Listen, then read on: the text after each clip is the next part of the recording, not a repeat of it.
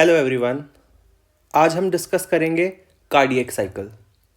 क्या है cardiac cycle? हमारा हार्ट 0.8 सेकेंड्स लेता है अपनी एक रिदमिक कॉन्ट्रैक्शन और रिलैक्सेशन करने के लिए। उसके बाद फिर से वो उसी रिलैक्सेशन और कॉन्ट्रैक्शन के साइकिल को कंटिन्यू करता रहता है।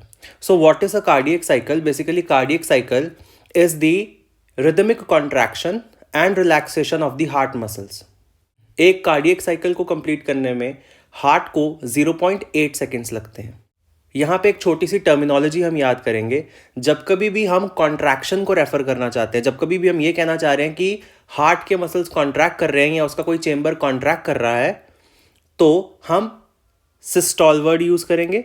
और जब भी हम ये कहना चाहते हैं कि हार्ट के मसल्स रिलैक्स कर रहे हैं या वो चेंबर जो है वो रिलैक्स कर रहा है, तो हम डायस्टोल वर्ड यूज करेंगे। Systole means contraction phase and diastole means relaxation phase. अब कार्डियक साइकिल को डिटेल्स में समझने के लिए हमें हार्ट के ऑरिकल्स और वेंट्रिकल्स को अलग अलग तरीके से देखना होगा। तो सबसे पहले बात करते हैं ऑरिकल्स की। देखिए, हार्ट के ऑरिकल्स का अपना एक 0.8 सेकेंड्स का साइकिल है और वेंट्रिकल्स का अपना एक 0.8 सेकेंड्स का साइकिल है। इन दोनों साइकिल्स को पहले इंडिविजुअली पढ़ेंगे, फिर इनको कंपाइल करके स्टडी करेंगे, तो हमें समझ आएगा पूरा हार्ट फंक्शन कैसे करता है, हार्ट का कार्डियक साइकिल कैसा है। First of all talking about auricular cycle. Auricles का 0.8 सेकेंड्स का साइकिल है। इसमें जो पहला 0.1 सेकेंड है, इसमें ऑरिकल्स कॉन्ट्रैक्ट करते हैं और बाकी के 0.7 सेकेंड्स के लिए ऑरिकल्स रिलैक्स करते हैं। तो ऑरिकुलर सिस्टोल को 0.1 सेकेंड लगता है। ऑरिकल्स के मसल्स को कॉन्ट्रैक्ट करके ब्लड को नीचे वाले वेंट्रिकल्स में पंप करने में 0.1 सेकेंड लगेगा। और फिर ऑरिकल्स धीरे धीरे रिलैक्स करते हैं। ऑरिकल्स कॉन्ट्रैक्ट बहुत तेजी से करते हैं, 0.1 सेकेंड में ऑरिकल्स कॉन्ट्रैक्ट कर जाएंगे। फिर वो धीरे धीरे से ओपन करते हैं, धीरे धीरे से रिलैक्स करते हैं, जिसमें हमारा 0.7 सेकेंड्स लगता है। तो ऑरिकल्स 0.8 सेकेंड्स में से बेसिकली सिर्फ 0.1 सेकेंड के लिए काम कर रहे हैं। बाकी टाइम में उनके मसल्स रिलैक्स कर रहे होते हैं, आराम कर रहे होते हैं।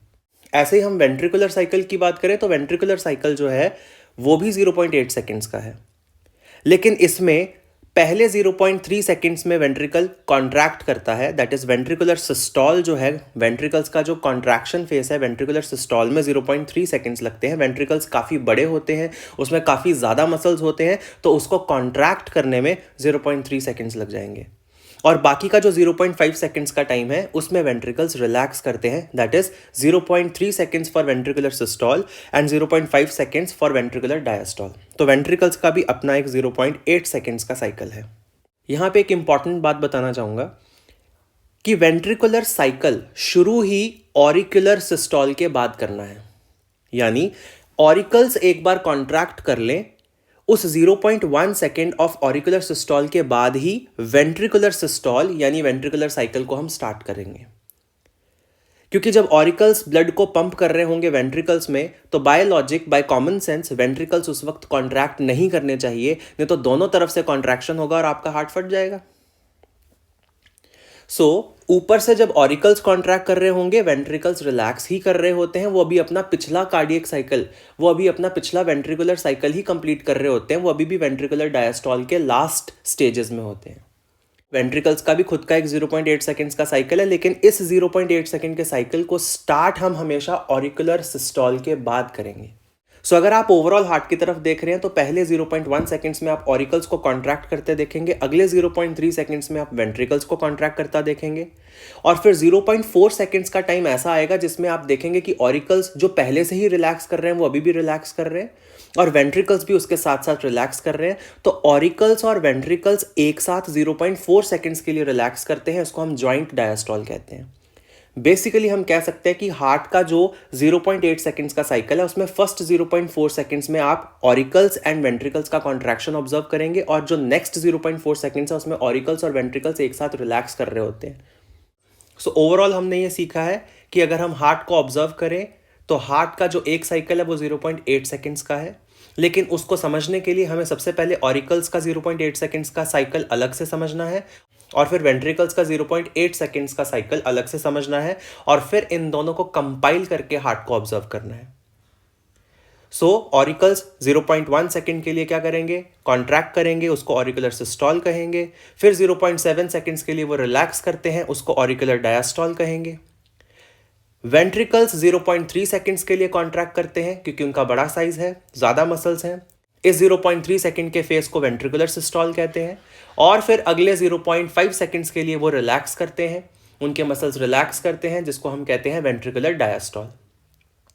इन दोनों को अगर कंपाइल करें और एक पाई चार्ट में स्टडी करें तो फिर हमें समझ आएगी कि हार्ट का पहला 0.4 सेकेंड्स का जो साइकिल है उसमें हार्ट का कोई ना कोई चेंबर तो कॉन्ट्रैक्ट कर रहा होगा। पहले 0.1 सेकेंड में ऑरिकल कॉन्ट्रैक्ट करेगा और फिर अगले 0.3 सेकेंड्स में हम वेंट्रिकल्स को कॉन्ट्रैक्ट करता देखेंगे। और फिर जो नेक्स्ट 0.4 सेकेंड्स बच गए उसमें हम देखेंगे कि ओवरऑल हार्ट के सारे चेंबर्स जो हैं वो रिलैक्स कर रहे हैं, इसीलिए इसको हम जॉइंट डायस्टॉल कहते हैं। देखिए, हार्ट का कोई ना कोई पार्ट तो हमेशा ही रिलैक्स कर रहा होता है। अगर हम ऑरिकुलर सिस्टॉल की बात करें, उस 0.1 सेकेंड के दौरान वेंट्रिकल्स तो रिलैक्स ही कर रहे हैं। अगर हम वेंट्रिकुलर सिस्टॉल की बात करें, उस 0.3 सेकेंड्स के लिए तो ऑरिकल्स रिलैक्स ही कर रहे थे, लेकिन ओवरऑल हार्ट के सारे चेंबर्स रिलैक्स नहीं कर रहे थे। जॉइंट डायस्टॉल वो 0.4 सेकेंड का कॉमन टाइम है जिसमें आप सारे के सारे चेंबर्स को रिलैक्स करता हुआ देख सकेंगे। अब इन अलग अलग फेजेस के दौरान जो इवेंट्स हैं वो डिस्कस करते हैं। Events that occur during auricular systole is कि ऑरिकल्स में बहुत सारा ब्लड भर गया होता है, जो वेन्स हैं वो अलग अलग ऑर्गन से ब्लड कलेक्ट करके ऑरिकल्स में भर चुकी होती हैं, तो ऑरिकल्स कॉन्ट्रैक्ट करते हैं और जितना भी ब्लड है उसको अपने नीचे प्रेजेंट रिस्पेक्टिव वेंट्रिकल्स में पोर कर देते हैं। इस ऑरिकुलर सिस्टॉल जिसमें 0.1 सेकेंड लगा, ऑरिकल्स ने बहुत सारा ब्लड वेंट्रिकल्स में पंप कर दिया होता है और फिर वो वापस रिलैक्स करता है ताकि और ज़्यादा ब्लड उसके अंदर पोर इन किया जा सके, फिर से वो ब्लड से भर जाए वेन्स के थ्रू। ऑरिकुलर इवेंट्स के दौरान जब ऑरिकल्स कॉन्ट्रैक्ट करते हैं, यानी जब ऑरिकुलर सिस्टॉल होता है, तो ऑरिकल्स के अंदर हाई ब्लड प्रेशर जनरेट होता है, जिसकी वजह से नीचे के ट्राइकस्पिड एंड बाइकस्पिड वाल्व खुल जाते हैं और ब्लड वेंट्रिकल्स में चला जाता है। ब्लड वेना कावा में या पल्मोनरी वेन्स में क्यों नहीं जा पाता? क्योंकि जो वेना कावा है, चाहे वो सुपीरियर इंफीरियर वेना कावा है और जो हमारा कोरोनरी साइनस है, इनके ऊपर वाल्व्स प्रेजेंट होते हैं। क्योंकि लेफ्ट ऑरिकल के अंदर ये जो पल्मोनरी वेन्स की ओपनिंग्स हैं, उसके आसपास के कार्डियक मसल्स जब कॉन्ट्रैक्ट करेंगे तो वो उसकी ओपनिंग्स को भी क्लोज कर देते हैं। इसके बाद अगर हम वेंट्रिकल्स की बात करें तो पहले वेंट्रिकुलर सिस्टॉल है। जब वेंट्रिकल्स कॉन्ट्रैक्ट करते हैं उसमें 0.3 सेकेंड्स लगेंगे और इस 0.3 सेकेंड्स के वेंट्रिकुलर सिस्टॉल के दौरान हम देखेंगे कि ब्लड जो है वो वापस ऑरिकल्स में जाने की कोशिश करेगा, लेकिन जो ट्राइकस्पिड बाइकस्पिड वाल्व्स हैं वो शट डाउन कर जाएंगे और जो सेमिलुनर वाल्व्स हैं वो ब्लड के प्रेशर की वजह से खुल जाएंगे। सो जो ब्लड है वो ऑरिकल्स में वापस तो जा नहीं पाएगा क्योंकि ट्राइकस्पिड बाइकस्पिड वाल्व्स बंद हो गए हैं, लेकिन वेंट्रिकुलर सिस्टॉल के दौरान जो प्रेशर जनरेट हुआ है वो आपके सेमिलुनर वाल्व्स को खोल देता है और सेमिलुनर वाल्व्स के थ्रू ये जो ब्लड है ये रिस्पेक्टिव आर्टरीज में चला जाएगा। यानी राइट वेंट्रिकल में जो ब्लड है वो पल्मोनरी आर्टरी में चला जाएगा और जो लेफ्ट वेंट्रिकल में ब्लड है वो आयोटा के अंदर चला जाएगा। अब जब वेंट्रिकल्स रिलैक्स करेंगे, जिसमें 0.5 सेकेंड्स लगते हैं, तो जब वेंट्रिकल्स रिलैक्स करते हैं तो उनके अंदर जो प्रेशर है वो डिक्रीज करता है, तो ये जो पल्मोनरी आर्टरी में ब्लड गया है और जो आयोटा में ब्लड गया है ये बैकफ्लो करने की कोशिश करता है, लेकिन जो सेमिलुनर वाल्व्स की पॉकेट्स होती हैं उसके अंदर ये ब्लड फिल इन हो जाता है, जिसकी वजह से वो पॉकेट्स जो हैं वो फूल जाती हैं और जो सेमिलुनर वाल्व्स हैं वो शट कर जाते हैं, बंद कर जाते हैं। और वेंट्रिकुलर डायस्टॉल के लास्ट फेज में ऑरिकुलर सिस्टॉल शुरू होने की वजह से ऑरिकल्स कॉन्ट्रैक्ट करके फिर से ट्राइकस्पिड बाइकस्पिड वाल्व को खोल के ब्लड उसके अंदर पोर कर देते हैं। इंपॉर्टेंट थिंग टू नोट, जब वेंट्रिकल्स कॉन्ट्रैक्ट करते हैं यानी जब वेंट्रिकुलर सिस्टॉल होता है तो ब्लड ऑरिकल्स में जाने की कोशिश करता है, जिसकी वजह से tricuspid bicuspid valve shut down करते हैं, उनके फ्लैप्स एक दूसरे से जोर से टकराते हैं, जिससे फर्स्ट हार्ट साउंड प्रोड्यूस होती है जिसको आप लब साउंड बोलते हैं। इसी तरह से जब वेंट्रिकल्स रिलैक्स करते हैं, जब वेंट्रिकुलर डायस्टॉल होता है तो ट्राइकस्पिड बाइकस्पिड वाल्व्स तो खुल जाएंगे, लेकिन सेमिलुनर वाल्व्स जो है वो जोर से शट होते हैं, जिसकी वजह से सेकेंड हार्ट साउंड यानी डब साउंड आती है। अब क्योंकि बच्चों ट्राइकस्पिड बाइकस्पिड वाल्व जो है ये हार्ट के अंदर प्रेजेंट है और सेमिलुनर वाल्व्स जो है ये थोड़ा सा हार्ट की सुपरफिशियल सरफेस के पास प्रेजेंट है, इसीलिए लब साउंड थोड़ी स्लोली आती है और डब साउंड थोड़ी जोर से सुनाई देती है।